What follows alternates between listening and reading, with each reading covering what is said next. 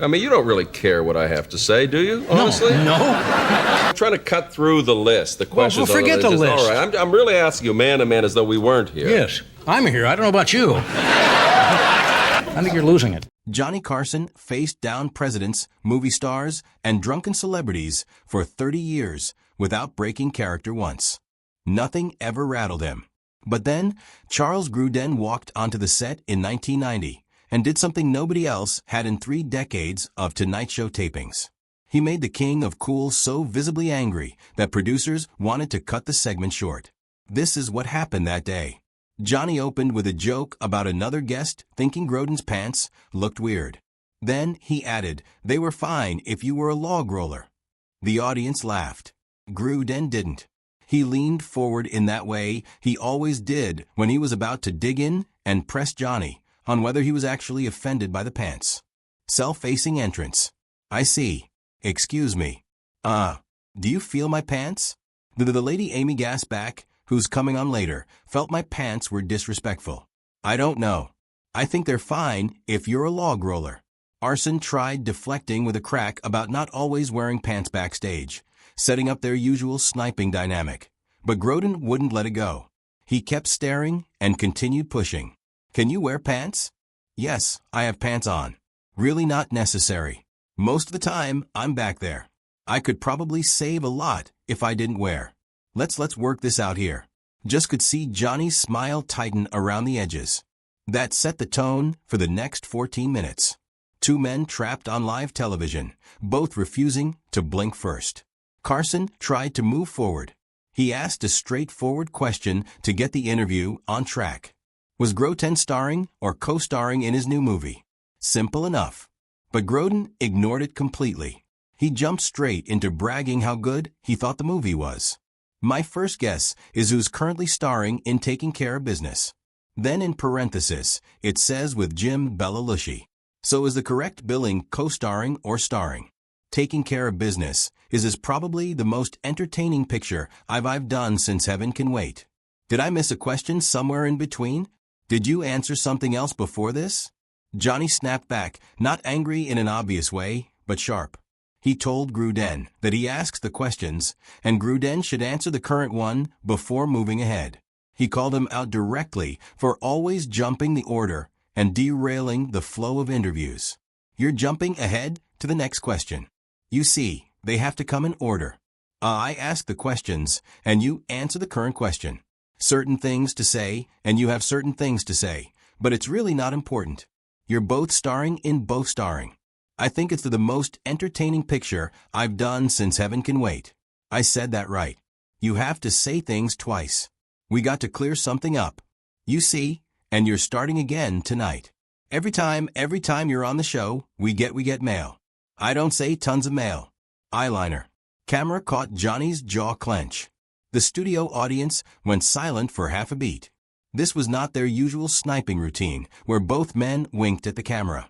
This was genuine irritation. Carson's mask slipped, and everyone watching could see it. Grodin suddenly turned the conversation into a direct attack on Carson's hosting manner and maybe his age.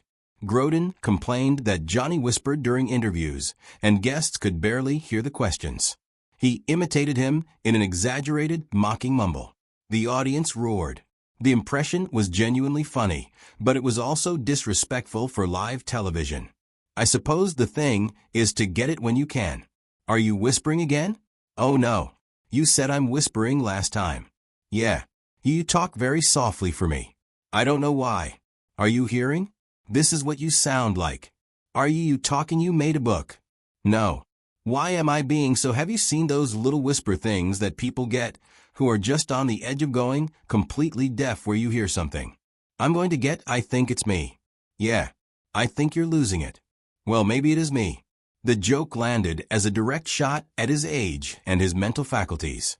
Johnny Carson was 64 years old in September 1990.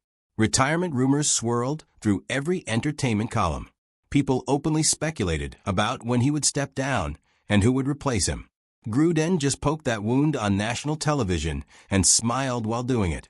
Carson retaliated by breaking the fourth wall completely. Grodin questioned why he was always mistreated. He dropped the pretense entirely. He said he has to do an hour every night and is just looking for people to fill segments. Now you want to know why I mistreat you. That's right. Now people don't understand when you come out here and well, but look at you. I mean, you don't really care what I have to say, do you? Honestly. No, I got to do an hour a night. Yeah. I'm looking for warm bodies, right? That's all. I can get 7 minutes out of you. I take a bundle. I go home to Malibu. That was not a joke. That was Johnny Carson admitting he did not care what guests said as long as they filled time. 30 years of mystique shattered in one sentence. The audience laughed, but it sounded shocked. Their fight over a joke about Bet's wedding turned into another weapon. Earlier, Johnny had said people walked out of Grodin's movie Bet's wedding into another bad film called Shrimp on the Barbie. He brought it back and demanded to know what that meant. Carson tried explaining it as comparing two unsuccessful films. Grodin kept insisting he did not understand. He mocked Johnny's attempt at cleverness. The audience laughed at Carson's expense. Grodin had flipped the power dynamic completely. You called me a well-known troublemaker. Did you listen to the mom? You heard that? I heard that. Well, I also heard the people walked out of Bet's wedding and went into Shrimp on a Barbie. Did you hear that? Yeah. What does that mean? I was drawing an analogy that Iran now says they would take hostages from Iraq. And I said that's similar to walking out of Bet's wedding into Shrimp on a Barbie. They're both movies. Neither one are great movies. So the analogy was comparing that. You don't understand it, do you? Out and openly questioned Carson's entire career and relevance. After some discussion about his longevity in late night, Grodin asked with fake innocence, "How long have you been on the air exactly?" Johnny gave a number. Nearly 30 years. Grodin acted impressed, but then Johnny himself undercut it with a bitter compliment about just showing up. He compared himself to Ed Sullivan, which was a direct shot at Johnny's monologues and his cultural relevance. It's amazing. How long have you been on the air? You had to get the last, sometimes longevity, itself. You know, we so appreciate that you're here. It doesn't really matter what you're saying. Ed Sullivan, if Ed Sullivan could be here Sunday night at 8 o'clock, would anybody care what he says? Not a bit. We'd be so thrilled that he was there. He'd be 100 too, just the fact that he shows up. That's what I mean. I think that's what it is. And we appreciate it. So, anything you have to say. Implication hung in the air like smoke. Maybe Johnny had been coasting on institutional momentum for years. Maybe the show was bigger than the man. Maybe America tuned in out of habit rather than genuine interest in what Johnny Carson had to say anymore. After the commercial break, absolutely nothing reset or softened. Usually breaks gave both host and guest a chance to regroup and start fresh. Not this time. Carson came back and immediately noted that Grodin had stared off into space during the entire commercial break instead of chatting. Grodin said it was just hunger. Well, we're going to come back and continue this amazing discussion, and we're going to find out what you are really up to. Sure, that was our long break of the evening, and I noticed the audience were watching us during the break, trying to figure out what's going on. You were just and I usually don't talk to the guests during the break because I want to keep it fresh for when we come back. You were just staring off like this for the whole 3 minutes, and people were looking at us. But what was going through your mind? I haven't eaten. So that's hunger. Yeah, hunger. I didn't sense that emotion. That's hunger. Completely ignorant. No attempt to be charming or smooth it over. When Johnny tried pivoting to a friendlier angle about pet peeves, Grodin hijacked instantly. He brought back the Bet's wedding joke for a third time. He would not let it die. What bugs you? Do you have a little boiling point on certain things? Outside of being here, of course. For example, I'll tell you what bugs me. All right.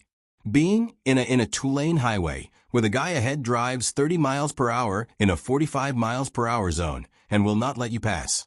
Isn't that aggravating? That aggravates me. Boy, me too. That's really. But you know what's even worse than that? Walking out of Bet's wedding into Shrimp on a bar. That really whatever that means. Yeah. Okay. To listen to a joke like that 3 times tonight and not know what it means is really crew was laughing, but you could tell some of them felt uncomfortable. This was not how interviews were supposed to go. The converse Johnny gave vague, generic answers at first. World peace, health, family. Grodin was not satisfied. He kept pushing. Then Johnny fired off his real response with genuine edge in his voice. Do you have any other pet peeves that we can discuss outside of that? No. I'm more interested in knowing what you really are. Or are you interested in anything at all? Absolutely. That's why you're asking. No. You're not. Really? No. Really? Really? Do you really care? Yes. What do you care about? I mean in life. Life. You care about anything? Sure. All right. We hope everybody's happy. But, given that, and we're all healthy and happy, is there anything in the world that you actually care about? Yes. What? My health, and I have this terrible pain right now that's aggravated by you asking me dumb questions like that. Well, I'm trying to cut through the list. The question, forget the list. All right.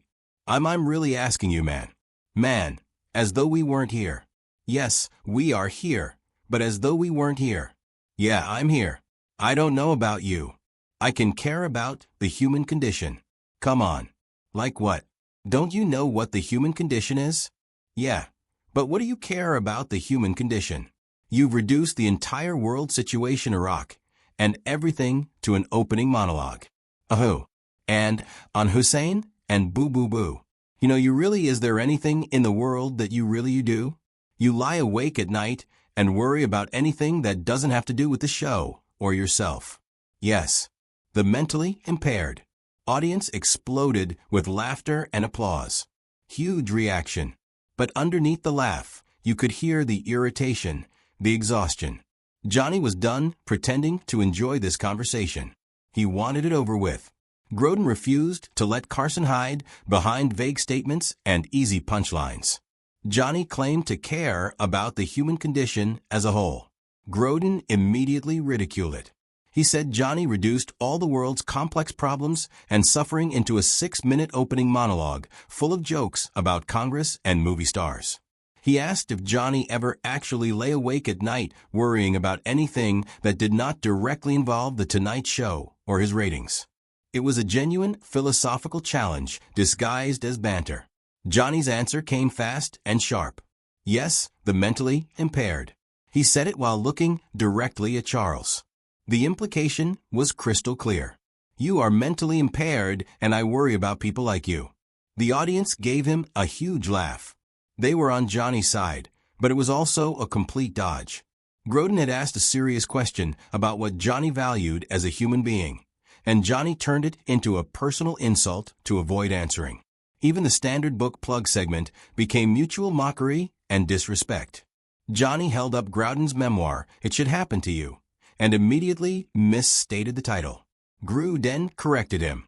Then Johnny held the book facing himself instead of turning it toward the camera, so viewers could see the cover. Basic hosting mistake. Grodin had to point it out and asked why the book was facing the wrong direction.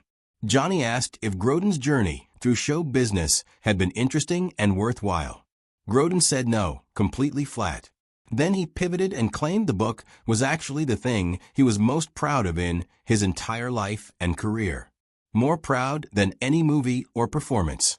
He dared Johnny to take that statement seriously and engage with it on an emotional level. Their supposed relationship became another arena for pointed jabs. Grodin announced that Johnny was his third longest relationship in life after his mother and his brother. 20 years sitting on that couch across from Johnny Carson. More time than most marriages last. He said when Johnny retires and leaves The Tonight Show, he will not appear on the program anymore out of loyalty to Johnny personally. Noble sentiment.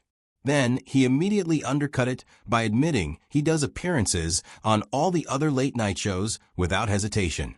Letterman, Arsenio, everyone. Johnny pounced on the contradiction instantly. So you lied to me about the loyalty thing. You just said you would not come back out of loyalty, but you are on every other show. Grodin had no good answer. The bit collapsed into awkward honesty, and neither man looked good. One came off as a liar, and the other came off as petty for calling it out so directly. Pride and honesty both turned into weapons for humor. Grodin repeated that he was genuinely most proud of his book because it honestly showed what people go through trying to survive in show business. The struggles and humiliations and small victories. Johnny said he was proud that he never wrote a book like that. Proud of not being vulnerable in that way. Grodin insisted again that the book represented what he was genuinely most proud of in his career and life. Johnny agreed it was entertaining and well written. Then he casually admitted that he had not bought it with his own money and would not have spent $20 on it even if he had to. He completely undercut both Grodin's pride in the work and the entire purpose of the appearance in one dismissive comment. Grodin was there to sell books, and Johnny just told America he would not buy it himself. The segment ended with both men still taking shots at each other. Johnny conceded it was a good book worth reading. He mentioned that he had read the hardcover edition, which is very similar to this paperback. Then he revealed he had not paid for that copy either. Someone gave it to him free. Grodin's whole role as a guest trying to plug his life's work got reduced to nothing. Johnny's persona as the unbothered professional host who only cared about doing his show and not about hurting guest feelings won the final exchange. But it was a hollow and bitter victory. The curtain had been pulled back. The machinery was visible, and neither man seemed to be having any fun anymore. What happened immediately after the camera stopped rolling tells you everything you need to know. Johnny stood up, shook Grodin's hand with minimal eye contact, and walked straight to his dressing room. He did not stop for the usual pleasantries with crew members. He did not chat with producers about the next segment. He went directly to his private space and closed the door hard. Word spread through the NBC Burbank studio within minutes that something had gone seriously wrong during that interview. People who had worked on the show for years said they had never seen Johnny that visibly angry. After a taping, Charles Grodin appeared on The Tonight Show exactly 2 more times over the next 2 months. Both appearances felt stiff, professional, and carefully managed by producers. The usual combative energy was gone. Then the bookings stopped completely. No more invitations, no explanations given. The door closed quietly, but very permanently. Johnny Carson officially retired from The Tonight Show in May 1992. That gave him 19 more months of episodes after the disaster in September 1990. During those final shows, he welcomed back legends and longtime friends for emotional farewell appearances. Bob Newhart, Don Rickles, Carol Burnett, Robin Williams. He gave heartfelt goodbyes. He showed clips from 30 years of memorable moments. He controlled every single second of his exit from television, but he never invited Charles Grodin back to the people that he was just filling an hour with warm bodies so he could go home. Charles Grodin exposed something real and ugly beneath the professional smile, and Johnny punished him for it by erasing him completely from the Tonight Show story. Did Charles Grodin go too far that night, or was Johnny Carson too sensitive about protecting his show and his legacy? What do you think actually happened in that draw onto other couches with other hosts who appreciated his style? But he never got another shot at that desk in Burbank. Some doors once closed stay closed forever, and some grudges held by the king of late night last until the very end. If you want more deep dive stories just like this, make sure to like the video, drop a comment down below, and hit subscribe so you never miss the next one. See you.